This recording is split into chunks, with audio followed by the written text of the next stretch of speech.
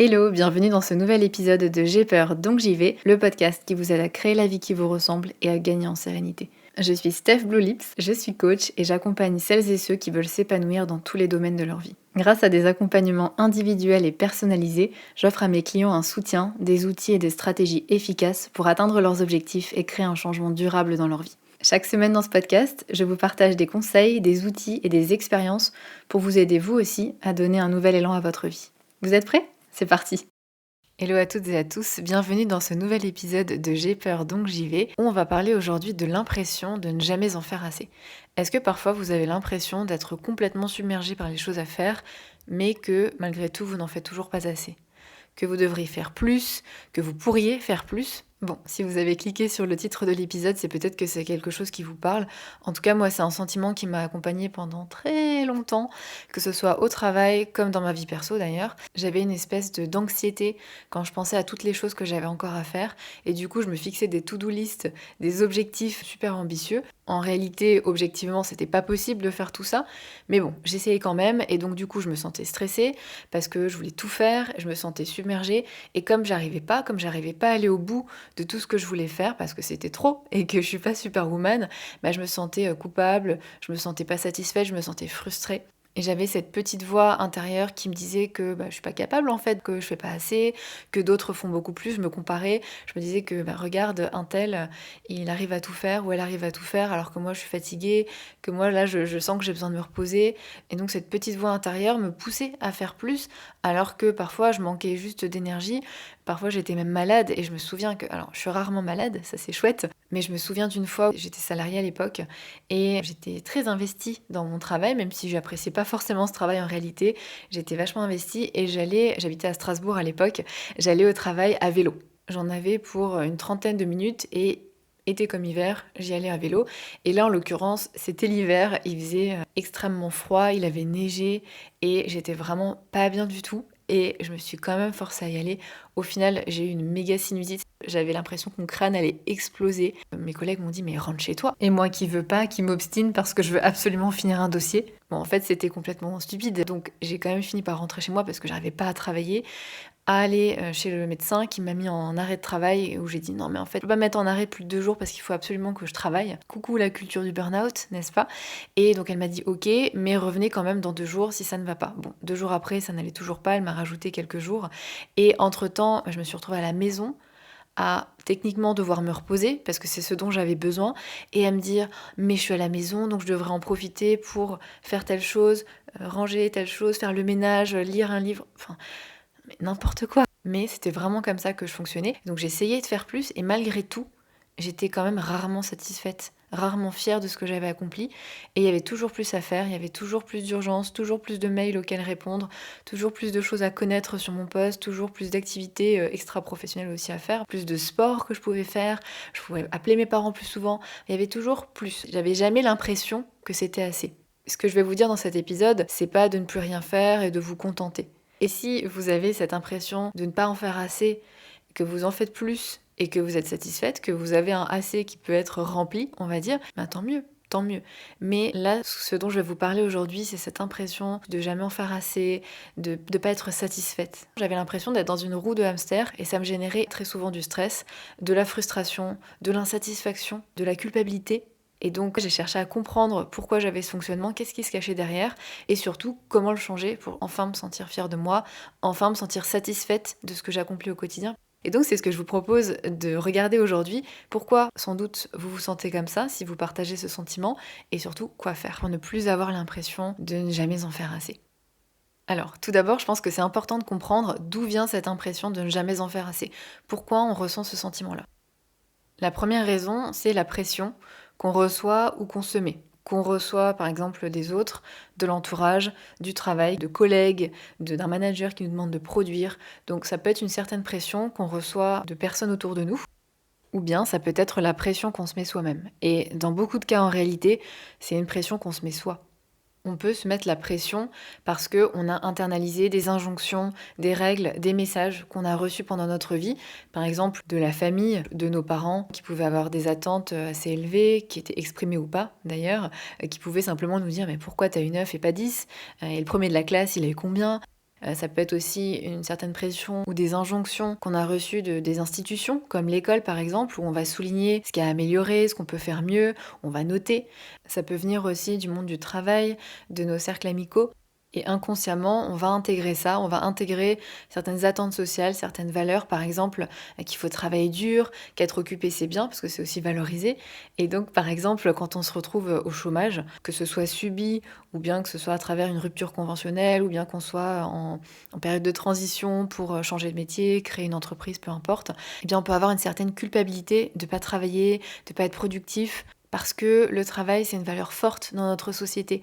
Et donc, quand on s'y conforme pas, on va avoir une certaine culpabilité. Quand on n'est pas occupé, quand on n'est pas en train de faire quelque chose, on peut avoir cette impression de perdre du temps et donc de perdre notre vie, presque de gâcher notre vie. Et puis il y a aussi toutes ces injonctions à être efficace, à être productif. Et ça vaut dans le pro, bien sûr, dans la sphère professionnelle, au travail, mais aussi dans le perso. Et on peut se retrouver à vouloir optimiser même nos loisirs, à performer nos passe-temps. Si je lis un livre, ben, il faut que ça me serve pour telle chose. Il faut toujours être efficace, il faut toujours être productif. Et c'est un petit peu comme si dans notre société, on se définissait par nos accomplissements. Ce que je fais, c'est presque ce que je suis. Et donc du coup, pour m'estimer moi-même, pour me sentir bien avec moi-même, pour sentir que j'ai de la valeur et que j'ai de la valeur aussi aux yeux des autres, il faut que je fasse des choses, il faut que j'accomplisse des choses. Et comme il y a toujours plus à faire, et ben voilà, je suis un peu dans ce cercle vicieux d'insatisfaction et de devoir être dans l'action pour me sentir bien avec moi-même. Et pareil, une autre injonction qu'on reçoit, c'est celle de toujours s'améliorer, de se perfectionner, d'ajouter un énième diplôme à notre CV, d'acquérir une nouvelle compétence, d'évoluer d'année en année, parce que sinon, bah, c'est qu'on n'est peut-être pas ambitieux, qu'on est paresseux. Et puis pareil, il faut avoir une routine, il faut avoir un mode de vie sain, il faut avoir de bonnes habitudes. Donc on va s'évertuer à faire de la méditation, à faire du yoga, à aller courir, à manger healthy, à essayer de rester jeune et belle, etc. Et en soi, c'est super. En vrai, il y a pas de problème avec ça, il y a pas de problème avec le fait de vouloir avoir un mode de vie sain.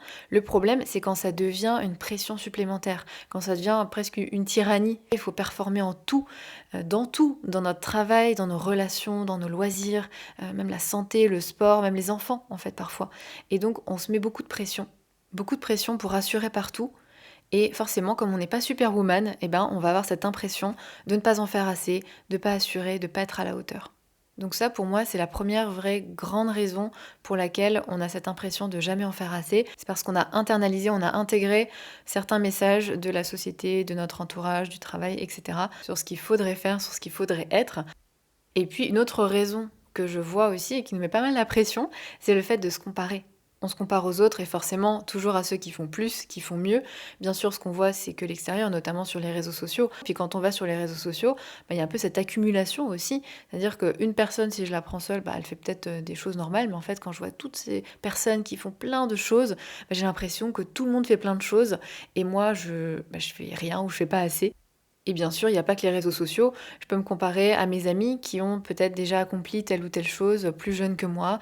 Je peux me comparer, et ça c'était mon cas d'ailleurs, on peut se comparer avec son partenaire par exemple, ou sa partenaire qui a peut-être un fonctionnement différent, qui fait peut-être plein de choses, qui est peut-être super actif, qui a peut-être pas besoin de dormir autant, de se reposer autant, et donc on a l'impression de soi-même pas en faire assez. Et moi c'était vraiment mon cas, je comparais beaucoup mes capacités de travail, donc on travaillait tous les deux à la maison.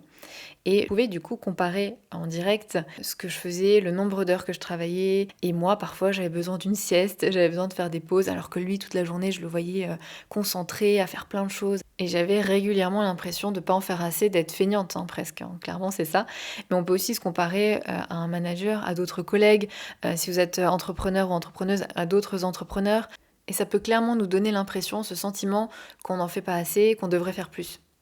Et une autre raison, et ça je le vois assez souvent, pour des personnes qui ont l'impression de jamais en faire assez dans leur travail, c'est souvent que derrière il n'y a pas de reconnaissance. On a tous besoin, toutes et tous besoin de reconnaissance sociale et clairement le travail c'est un lieu privilégié pour s'accomplir à ce niveau-là et pour s'accomplir justement on a besoin de se sentir utile, on a besoin de se sentir reconnu, que ce soit par notre hiérarchie, que ce soit par nos clients et c'est un peu une rétribution symbolique. Il y a la rétribution financière que l'on obtient, c'est-à-dire le salaire à la fin du mois, mais il y a aussi la rétribution symbolique, le fait de se sentir utile, de se sentir reconnu et ça va bien sûr, ça va complètement varier en fonction des personnes. Ce qui nous procure un sentiment d'utilité, c'est très varié. Certaines personnes vont se sentir utiles quand elles apportent quelque chose dans leur équipe ou qu'elles apportent quelque chose à leur entreprise. Pour d'autres, se sentir utile, ça va être impacter directement la vie des personnes. Bon, voilà, c'est très varié, mais en tout cas, on a besoin de sentir qu'on fait quelque chose d'utile. En tout cas, je pense la plupart des personnes, on a aussi besoin de reconnaissance. Et donc, ça peut être compliqué quand on n'a pas de feedback, ou bien quand les personnes qui nous font un feedback vont appuyer sur ce qui n'est pas fait, sur ce qui est mal fait, sur ce qui pourrait être mieux fait, et pas forcément sur ce qui fonctionne, ou en tout cas, on va peu parler de ce qui est bien fait. Et pourtant, on a besoin. Les deux sont pas incompatibles. On peut bien sûr dire ce qui a amélioré, tout en soulignant ce qui a été bien fait. Et on a besoin de ça. On a besoin de feedback, de retour. Et quand on n'en a pas, on peut avoir tendance à penser que peut-être on fait pas assez, que peut-être on fait pas assez bien. Et on va chercher à obtenir cette reconnaissance. Et donc, ça veut peut-être parfois dire aussi se surinvestir dans son travail.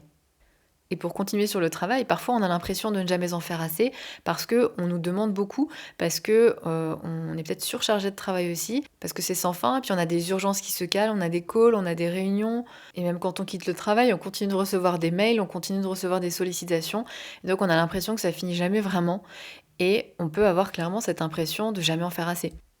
Et puis enfin, dernière raison, en tout cas, dernière autre grande raison qui selon moi fait qu'on a cette impression de jamais en faire assez, c'est qu'en réalité, on ne prend pas le temps d'apprécier ce qu'on a déjà accompli. On est tellement concentré sur ce qui reste à faire, sur ce qu'on a à faire demain, sur ce qu'on n'a pas encore fait. On est toujours en train de passer à la chose suivante et on ne prend pas le temps de s'arrêter une minute pour regarder tout ce qu'on a déjà fait, tout ce qu'on a déjà accompli.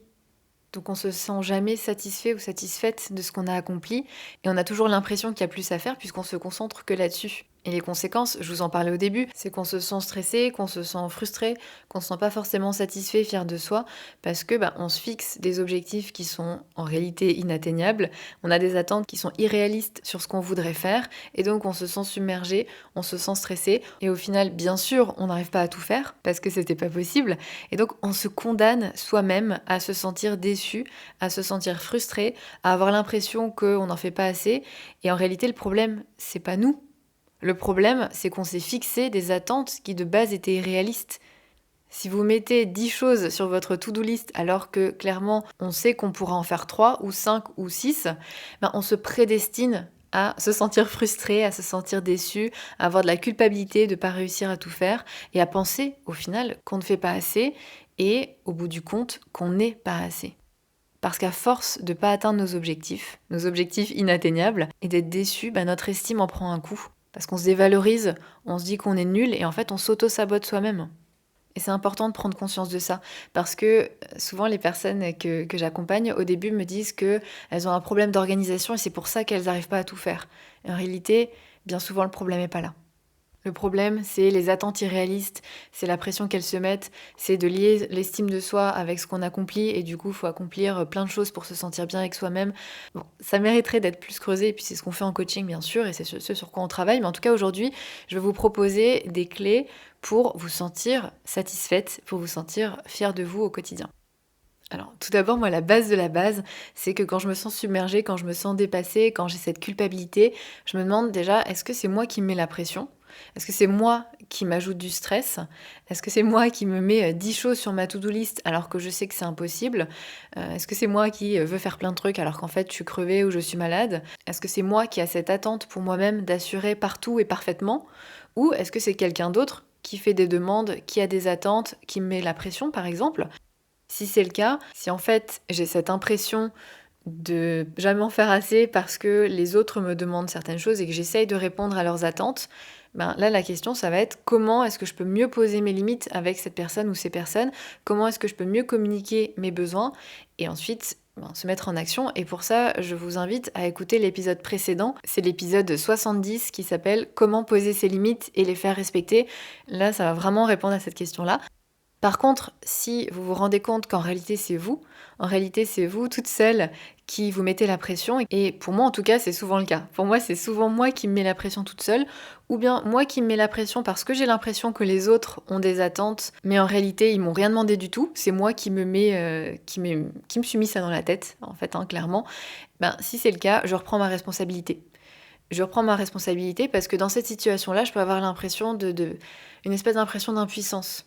Et en réalité, non, c'est moi qui ai le pouvoir aussi de changer les choses. Et pour ça, j'applique les clés suivantes et c'est ce que je vous propose de faire aujourd'hui. Déjà dans un premier temps, première clé, de faire un petit peu d'introspection pour prendre conscience des attentes que vous avez. Prendre conscience de ce que vous attendez de vous-même.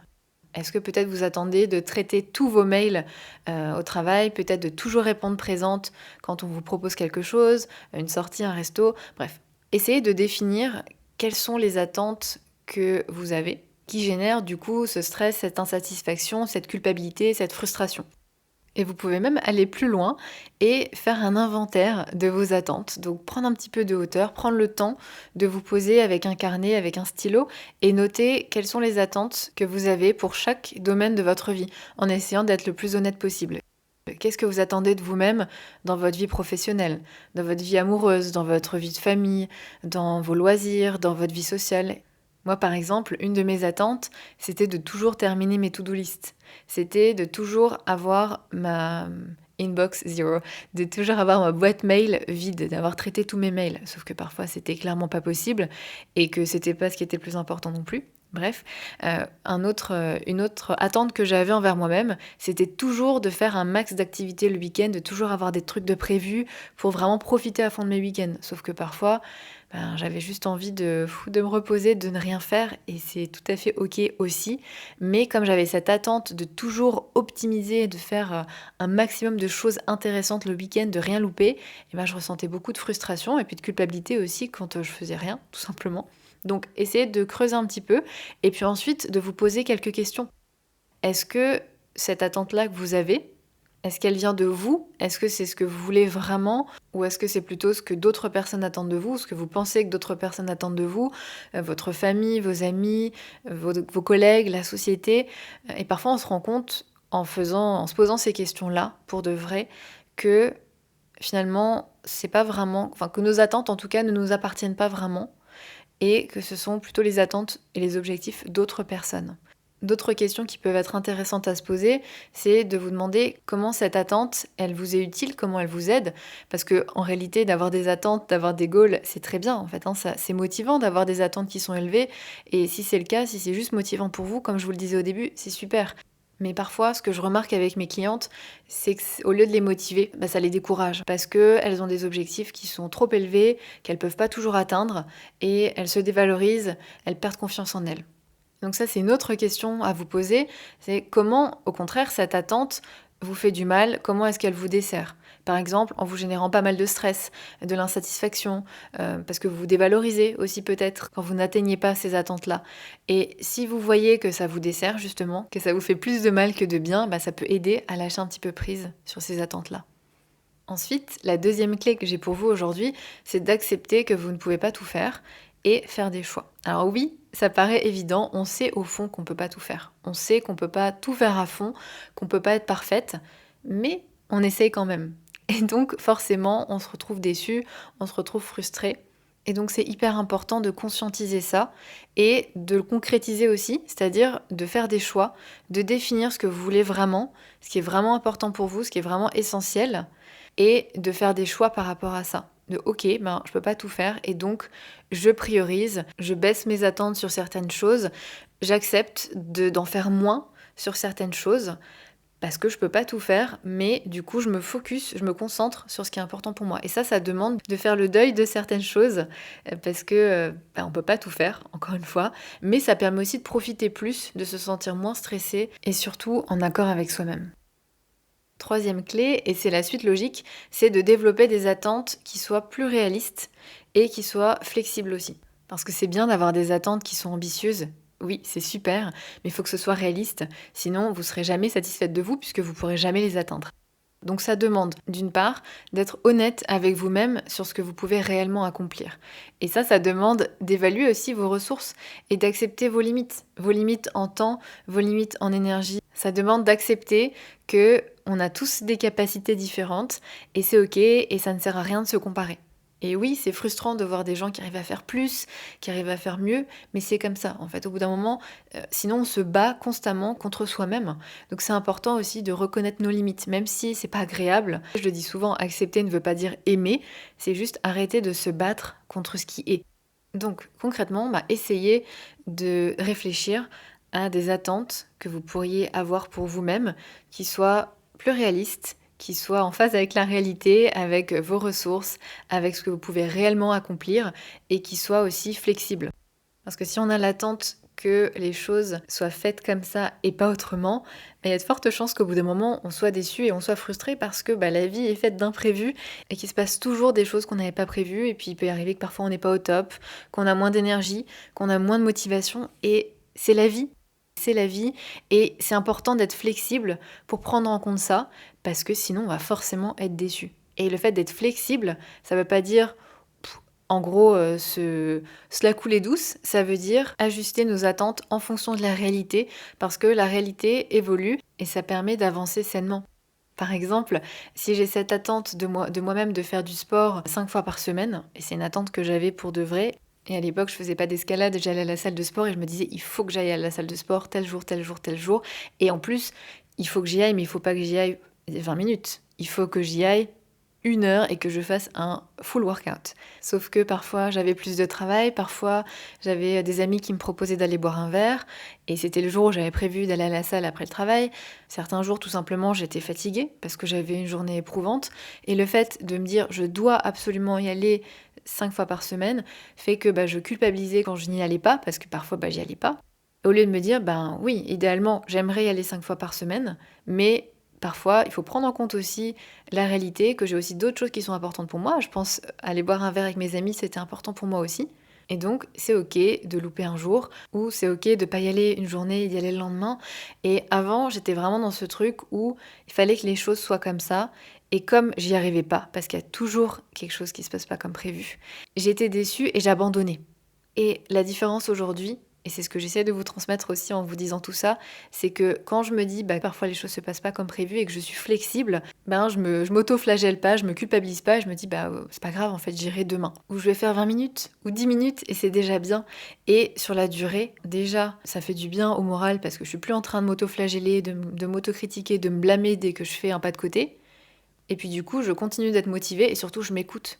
Parce que quand on a l'impression parfois de jamais en faire assez, c'est comme si on était en lutte contre nous-mêmes. C'est pour ça que c'est vraiment essentiel d'être flexible.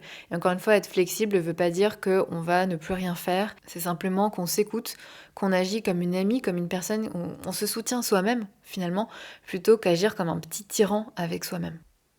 Quatrième clé pour concrétiser ça, c'est de définir des objectifs et des objectifs qui soient réalistes. Et ça demande de vous demander, c'est quoi assez? Parce que vous avez l'impression de ne pas en faire assez. Mais c'est quoi assez? Comment est-ce que vous saurez que vous en avez fait assez? Parce que souvent, on n'a pas défini ce que c'est ce assez. Et donc, forcément, c'est illimité parce que je peux toujours faire plus, je peux toujours savoir plus, je peux toujours apprendre plus, je peux toujours... il y a toujours plus. Donc, c'est important aussi de définir c'est quoi assez, quand est-ce que vous serez satisfaite. Parce que sinon, forcément, vous ne serez jamais satisfaite ou seulement quand vous serez parfaite, ce qui n'arrivera jamais. Et un bon outil pour ça, que vous connaissez sans doute, mais ça fait du bien de le rappeler et de le remettre, c'est de définir des objectifs SMART. Donc l'acronyme SMART, c'est un objectif S qui soit spécifique, M qui soit mesurable, A qui soit atteignable, R qui soit réaliste, qui soit cohérent, et T qui soit temporellement défini, qui soit défini dans le temps. Plus précisément, spécifique, ça signifie que ça ne doit pas être un objectif généraliste, typiquement de ne pas se dire je vais gérer tel dossier. Non, c'est d'avoir un objectif spécifique, par exemple demander telle pièce à mon client ou rédiger tel compte-rendu. Où là c'est clair, c'est spécifique parce que gérer le dossier ça veut dire quoi concrètement? Ensuite le M c'est mesurable, c'est-à-dire qu'il faut que vous puissiez définir quand est-ce que vous aurez atteint votre objectif, quand est-ce que vous considérez l'objectif atteint. Ensuite, le A, atteignable, c'est il faut que ce soit faisable, en fait. Ça ne veut pas dire que ça doit être un objectif simple, ça peut être un objectif difficile, challengeant, ambitieux, mais il faut que ce soit faisable quand même. Par exemple, si vous attendez de vous de tout savoir sur votre poste en 2 semaines ou en 1 mois, c'est pas forcément... Peut-être, mais peut-être que c'est justement pas un objectif atteignable parce qu'il faut temps de la pratique, vivre certaines situations pour vraiment tout connaître sur le poste. Donc d'avoir cette attente de vous-même que vous soyez top opérationnel et que vous sachiez tout en quelques mois, en quelques semaines, c'est pas un objectif très réaliste et très atteignable. Et ensuite le R, c'est justement réaliste, c'est-à-dire qu'il faut que ce soit cohérent avec le contexte. Et le T, temporellement défini, c'est de déterminer dès le départ une échéance, une deadline. Et le fait de fixer vos objectifs comme ça vous permet aussi, d'une part, d'être plus stratégique et surtout de mesurer votre progression et de voir si vous en avez fait assez, de mesurer concrètement l'impact de vos efforts. Et ça, c'est motivant et c'est super important pour voir qu'en fait, vous faites des choses et vous accomplissez des choses. Ensuite, cinquième clé, si je ne me trompe pas, c'est de prioriser vos tâches. Donc si vous avez l'impression de jamais en faire assez, d'être débordé, c'est important de prioriser. Et ça rejoint un petit peu le point 2 où je vous disais qu'il faut accepter que vous ne pouvez pas tout faire et faire des choix. Là, c'est vraiment le mettre en action. Et pour ça, je vous propose la matrice d'Eisenhower. Là encore, vous connaissez peut-être, et puis il y a beaucoup, beaucoup de contenu sur Internet là-dessus, donc je vais y revenir très rapidement. Mais en gros, l'idée de cette matrice, c'est qu'il y a 2 axes, important et urgent, et ça permet d'avoir 4 cadrans, 4 cases différentes, et donc de classer vos tâches selon leur degré d'urgence et d'importance. Donc il peut y avoir des tâches qui sont urgentes et importantes, donc là c'est décisif, il faut le faire maintenant. Ensuite, il peut y avoir des tâches qui sont urgentes, oui, mais pas importantes, donc qui sont un petit peu des interruptions finalement dans votre travail. Donc là, si possible, déléguer au maximum, parce que ça va vous perturber, et puis finalement, ça apporte pas forcément de valeur ajoutée, puisque c'est pas des tâches importantes. Et typiquement, c'est un collaborateur qui vous sollicite, c'est des mails, ça peut être des appels. Voilà, bon, c'est peut-être pas forcément si important que ça. Donc, essayez de déléguer au maximum. Ensuite, pour les tâches qui sont importante mais pas forcément urgente, là c'est plus compliqué parce que c'est celle qu'on a tendance à reporter à plus tard parce que c'est pas urgent, mais en réalité ce sont des tâches qui sont importantes parce qu'elles nous permettent de progresser vers nos objectifs à long terme et qu'elles apportent de la valeur ajoutée. Donc bon, comme elles sont pas urgentes, vous pouvez les programmer pour plus tard. Et puis enfin, il y a les tâches qui sont ni importantes ni urgentes, qui sont en fait des distractions, et là il faut les reporter ou si possible les annuler.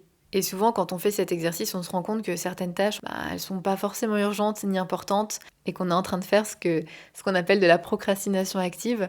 C'est faire des choses pas forcément très importantes, mais qui nous donnent le sentiment d'être occupés. Et moi, ma spécialité pour ça, c'est de trier mes mails. Je sais pas pourquoi, c'est le truc où j'ai tendance à... C'est pas urgent, c'est pas important, mais c'est un truc que je vais faire, et notamment quand je suis vraiment stressée, quand j'ai l'impression d'être débordée. Bon, en tout cas, ça peut être important d'utiliser cet outil, cette matrice d'Eisenhower, pour prendre un petit peu de recul et voir ce qui est important, voir ce qui est urgent, voir ce qui est les deux, voir ce qui est ni l'un ni l'autre, et se concentrer sur l'essentiel. Et ça va vous permettre de voir que vous en faites assez par rapport à ce qui est prioritaire. Parce que oui, vous ne pourrez pas tout faire, mais par rapport à ce qui est important, par rapport à ce qui est prioritaire, vous en faites déjà beaucoup. Et du coup, ça fait une bonne transition avec la dernière clé que je vais vous partager aujourd'hui, qui est d'apprendre à se satisfaire, d'apprendre à se sentir fier de ce que vous avez déjà accompli.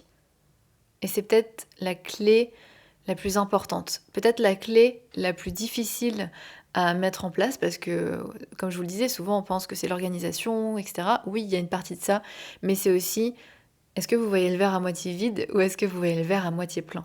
Et très souvent, on a l'impression de ne pas faire assez parce qu'on se focus, on se concentre sur tout ce qui reste à faire. Au lieu de voir tout ce que j'ai accompli, tout ce que j'ai déjà réalisé, tout ce que j'ai réussi, et il y en a sûrement plein des choses comme ça, on retient ce qu'on peut mieux faire, ce qu'on n'a pas encore fait, ce qui reste à faire. Mais on a besoin aussi de voir tout ce qu'on a déjà accompli, de se sentir satisfait, de se sentir fier de soi. Ça permet d'avoir confiance en soi et de se motiver aussi pour la suite. Et les deux sont pas incompatibles. Ouais, il reste à faire, mais j'ai déjà accompli plein de choses. Et c'est super important de ne pas négliger la deuxième partie. Et donc pour ça, je vous propose plusieurs choses. Premièrement, première chose que j'aime bien faire, c'est au lieu d'avoir une to-do list, donc de choses à faire, c'est d'avoir une done list. C'est de choses que vous avez déjà faites. Donc ça peut être quelque chose, moi j'aime bien le faire en fin de journée, écrire au moins, et je dis bien au moins parce que c'est vraiment le minimum, écrire au moins 5 choses que vous avez fait aujourd'hui. Et si possible, notez toutes les choses que vous avez faites aujourd'hui. Et il n'y a pas de petites choses. Notez toutes les actions que vous avez faites. Et attention quand même avec cet exercice, parce que le but, c'est pas de vous évaluer, d'évaluer ce que vous avez fait, mais c'est d'apprécier le chemin parcouru, d'apprécier ce que vous avez fait. Donc de voir le verre à moitié plein. Et vous allez voir que c'est hyper encourageant. Un autre exercice que j'aime beaucoup et que je vais vous proposer aujourd'hui, si vous avez l'impression de ne pas en faire assez, de ne pas être au top, c'est de revenir un petit peu sur tout ce que vous avez accompli. Par exemple, depuis que vous avez commencé ce nouveau job, quels sont tous les progrès que vous avez faits, tout ce que vous avez accompli. Ou bien toutes les choses que vous avez accomplies ces 5 dernières années dans votre vie.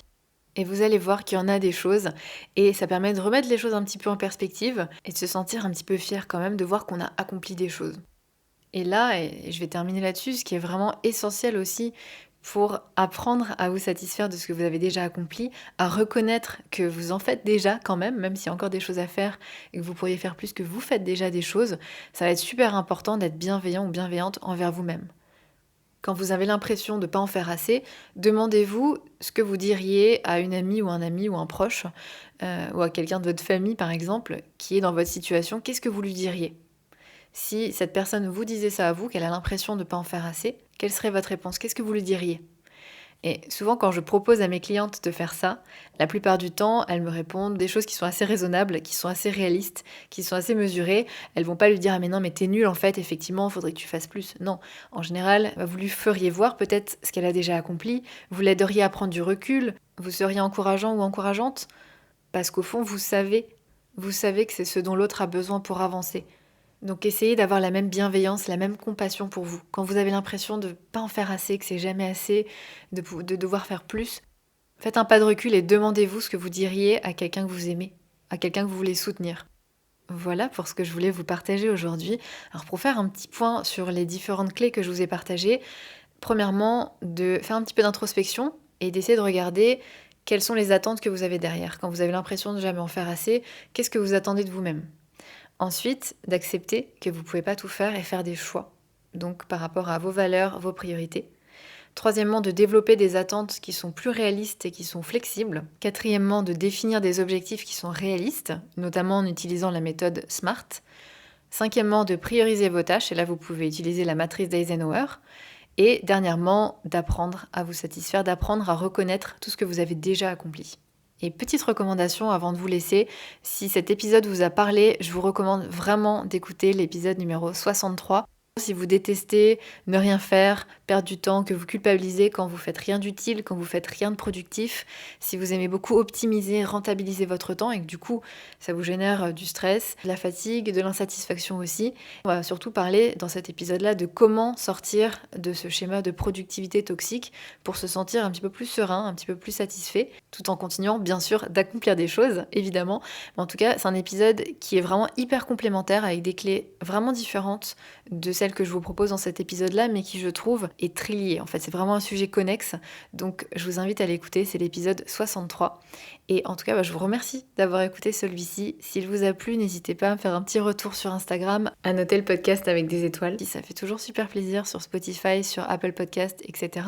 Et puis quand même, on est à presque au 1 million d'écoutes, ce qui est juste incroyable. 1 million, ça me paraît fou, sachant qu'il y a un an, on en était à 100 000 écoutes et que c'était déjà, c'est juste incroyable. Donc merci, merci pour votre soutien, je vous souhaite une bonne journée, bonne soirée et je vous dis à dans 2 semaines. Ciao!